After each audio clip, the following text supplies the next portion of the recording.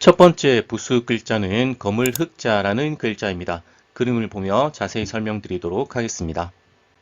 원래 거물 흑자는 얼굴에 문신을 새기는 형벌인 묵형을 당한 사람을 그린 것입니다. 시간이 지나면서 윗부분에 네모꼴의 굴뚝 모양으로 바뀌면서 뿔을 뗄 때의 그름이 굴뚝에 묻어 있음을 표시하였습니다. 그래서 거물 흑자는 검다, 꺼멓게 되다 라는 뜻을 갖게 되었습니다. 하지만 흰 백자가 순수함을 상징한다면 거물 흑자는 반대로 나쁘다나 더럽다 등 부정적인 인식을 나타내기도 합니다. 다음 예시한자 보도록 하겠습니다. 첫 번째 예시한자는 점점자라는 글자입니다. 이 점점자는 거물 흑자와 점칠점자가 결합한 모습입니다. 원래 점칠점자는 거북의 배딱지에 나온 점괘를 그린 것입니다. 하지만 여기서는 불을 붙이기 위해 필요한 불쏘시개를 나타낸 글자입니다. 그래서 점이나 얼룩이라는 뜻으로 쓰이는데 이는 재가 날려 점과 같이 얼룩이 묻거나 또는 구멍이 났다는 뜻이기도 합니다. 두 번째 예시한자는 무리당자라는 글자입니다. 무리당자는 거물 흑자와 오히려 상자가 결합한 한자입니다. 오히려 상자는 창문에서 연기가 나가는 모양을, 거물 흑자는 그름을 나타내기 때문에 이 무리당자는 연기가 나는 창문이나 굴뚝에 그름이 뭉쳐져 검게 묻다라는 뜻으로 만들어졌습니다. 하지만 앞에서도 말씀드렸듯이 거물 흑자는 부정적인 의미가 있기 때문에 검고 어두운 무리라는 뜻으로 확대되었습니다. 즉 쓸데없이 사람들이 많이 모이는 모임이라는 뜻이었으나 후에 같은 목적으로 모이는 사람들이란 뜻으로 사용되었습니다. 물론 의미가 불분명한 글자로 풀이의 이견이 많이 있습니다. 이렇듯 거물 흑자가 붓으로 쓰일 때는 검다, 꺼멓게 되다 라는 뜻을 전달하기도 하지만 나쁘다나 더럽다 등 부정적인 인식을 나타낸다고도 생각하시면 되겠습니다. 두 번째 부수 글자는 귀신 귀자라는 글자입니다. 마찬가지로 그림을 먼저 보도록 하겠습니다. 귀신 귀자는 귀신이나 혼백이라는 뜻을 가진 글자입니다. 혼백은 사람이 사는 동안 몸에 머물러 있던 기의 개념입니다. 귀신 귀자는 그러한 기를 뜻하는 글자로 귀신이라는 뜻을 갖고 있습니다. 하지만 귀신 귀자는 그림에서 보다시피 귀신을 그린 것이 아니라 무릎을 꿇고 있는 사람의 얼굴에 가면을 써서 제사를 지내고 있는 모습을 표현한 것으로 귀신 귀자는 이러한 모습을 나타낸 것입니다. 즉 귀신 귀자가 붓으로 사용될 때는 귀신, 영혼, 제사 등과 관련이 있다고 생각하시면 되겠습니다. 다음 예시한자 보도록 하겠습니다. 첫 번째 예시한자는 넉혼자라는 글자입니다. 넉혼자는 귀신 귀자와 왼쪽에 구름을 나타내는 운자가 결합한 모습입니다. 이 혼이라는 것은 사람이 죽으면 하늘로 돌아간다는 영혼을 말합니다. 즉, 이 넉혼자는 영혼을 표현한 귀신 귀자에 하늘을 떠돈다는 의미를 더하기 위해 구름 운자를 결합해 만들어진 글자입니다. 두 번째 예시한자는 마귀마자라는 글자입니다. 이 마귀마자의 마는 뽕나무과의 한해살이 풀이인 삼마자라는 글자고 그 다음에 아랫부분에 귀신 귀자가 결합한 글자입니다. 예로부터 마는 마취제의 일종으로 쓰이기도 했으며 지금도 항생물질이나 진통제로 연구되고 있습니다. 이러한 이유로 삼마자는 마비나 마취라는 뜻도 함께 갖게 되었습니다. 여기에 귀신 귀자가 더해져 사람을 홀리는 마귀라는 뜻이 생겨나게 되었습니다. 이렇듯 귀신 귀자가 붓으로 쓰일 때는 귀신, 영혼, 제사 등과 관련이 있다고 생각하시면 되겠습니다. 오늘의 마지막 세 번째 부수 글자는 싸울투자라는 글자입니다. 마찬가지로 그림을 먼저 보도록 하겠습니다. 이 싸울투자는 그림에서 보다시피 두 사람이 머리를 흩날리며 싸우는 모습을 그린 것입니다. 그래서 싸울투자가 붓으로 쓰인 한자는 대부분 싸우다, 겨루다 등과 관련된 의미를 전달하는 경우가 많이 있습니다. 다음 예시한자 보도록 하겠습니다. 싸울 투자가 붓으로 쓰인 대표적인 예시한자 싸울 투자라는 글자입니다.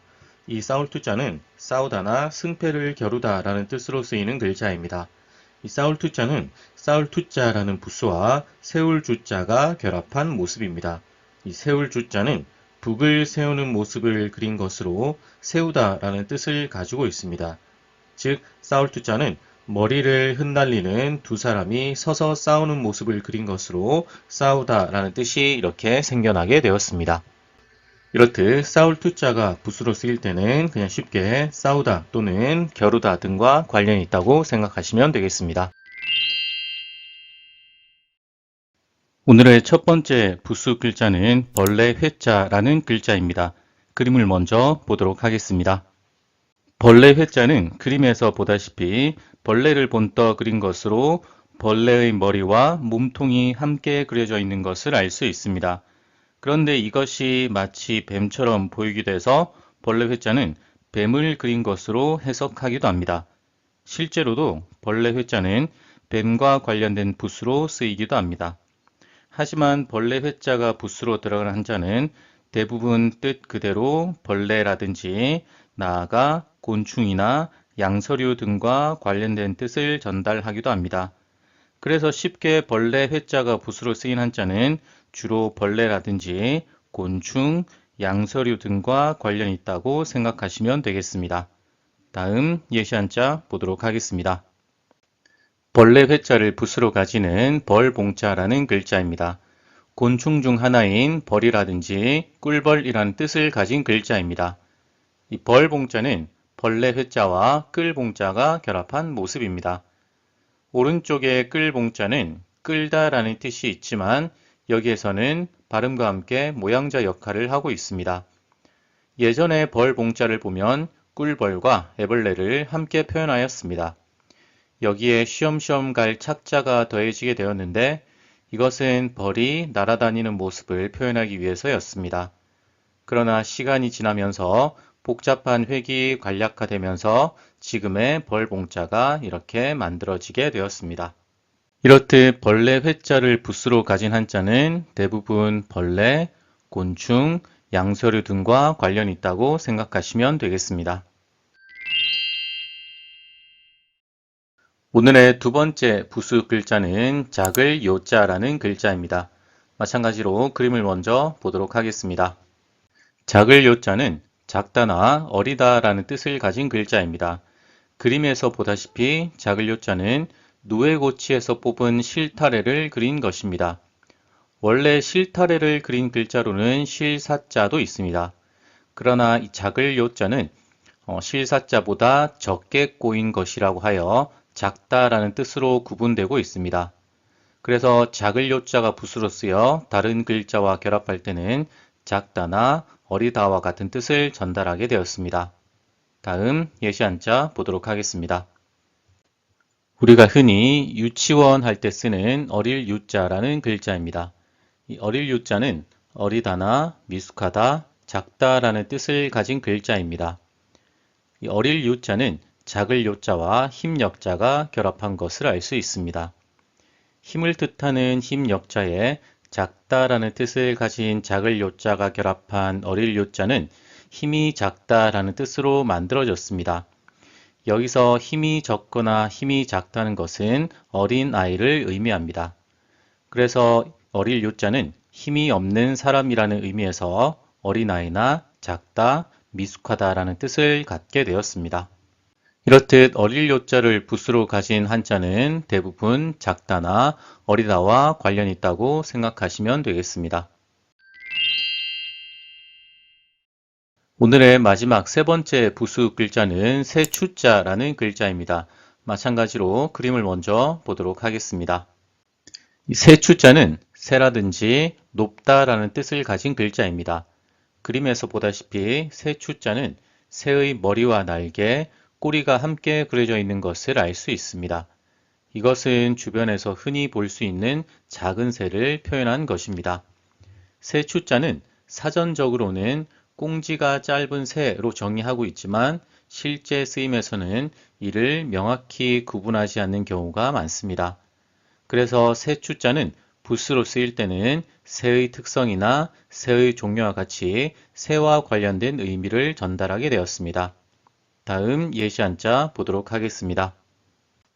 첫 번째 예시 한자 모을집자라는 글자입니다. 모으다, 모이다 라는 뜻을 가진 글자입니다. 이 모을집자는 나무 목자에 새 추자가 결합한 것을 알 수 있습니다.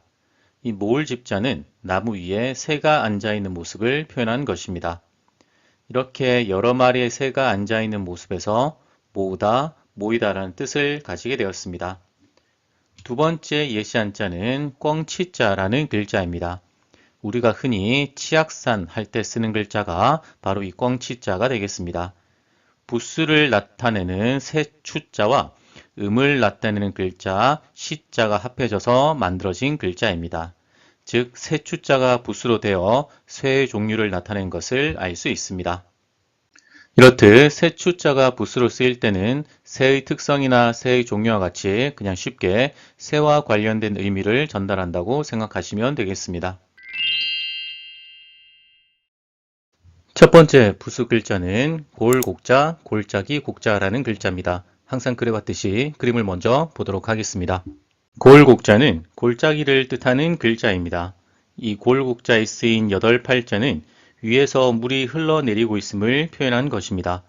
그리고 아래에 있는 입구자 역시 물이 흘러나가는 출구를 표현한 것입니다. 즉, 골곡자는 계곡 사이로 물이 흐르는 모습을 표현한 것으로 다른 글자와 결합할 때는 골짜기와 관련된 뜻을 전달한다고 생각하시면 되겠습니다. 다음 예시 한자 보도록 하겠습니다.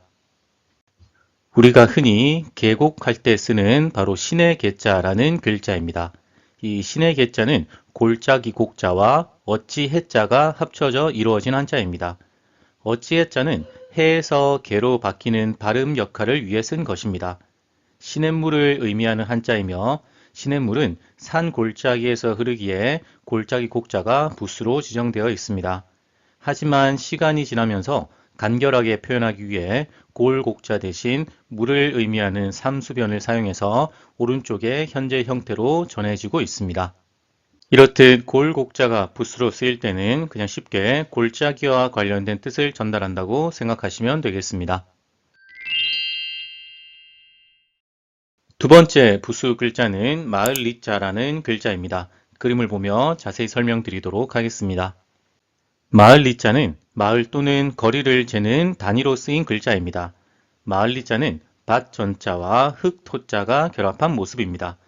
밭과 흙이 있다는 것은 농사를 지을 수 있는 곳이란 뜻이고, 이런 곳에서는 사람들이 모여 살게 되니 마을리자는 마을이라는 뜻을 갖게 되었습니다. 그리고 마을리자는 거리를 재는 단위로 사용되기도 하여 1, 2는 약 400m의 거리를 말했습니다. 그래서 마을리자가 부수로 쓰일 때는 마을이라든지 거리라는 의미를 함께 전달하기도 합니다. 하지만 보통 우리가 쓰는 한자에서는 주로 발음이나 모양자 역할만을 하는 경우가 훨씬 많이 있습니다.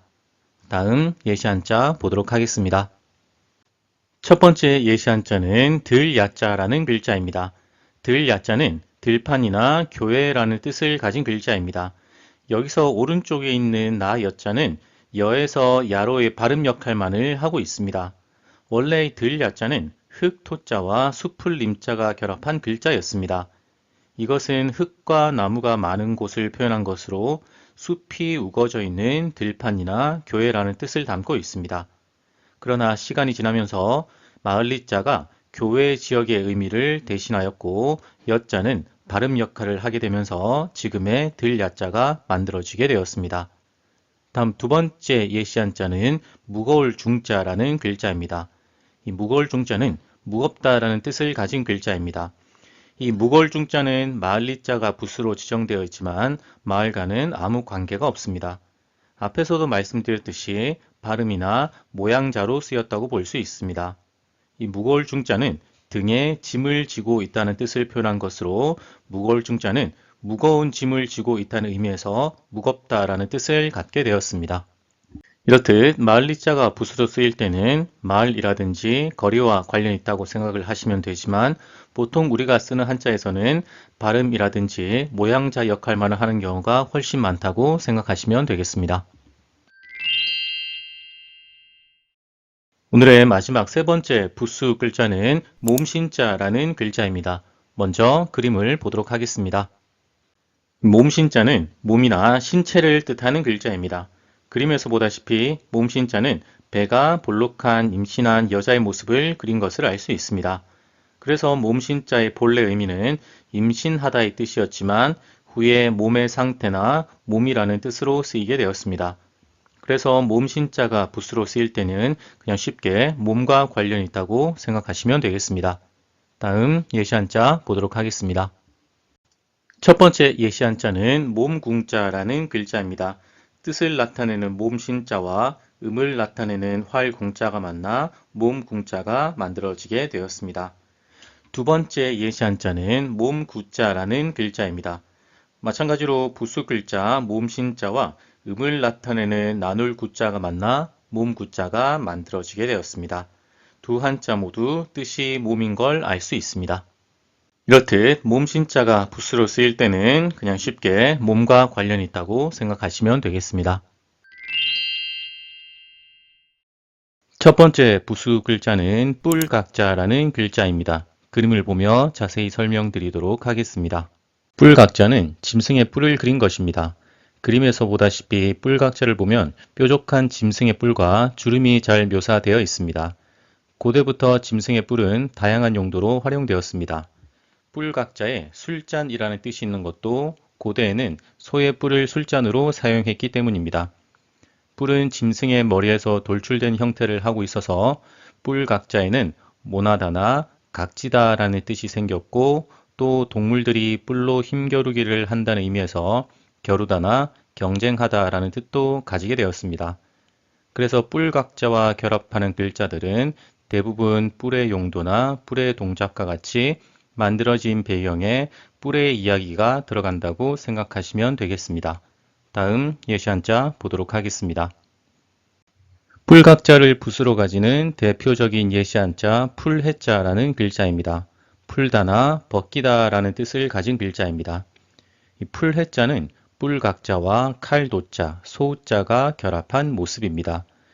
뿔각자, 그 다음에 칼도자가 더해진 풀해자는 칼로 소의 뿔을 해치하는 모습을 표현한 것입니다.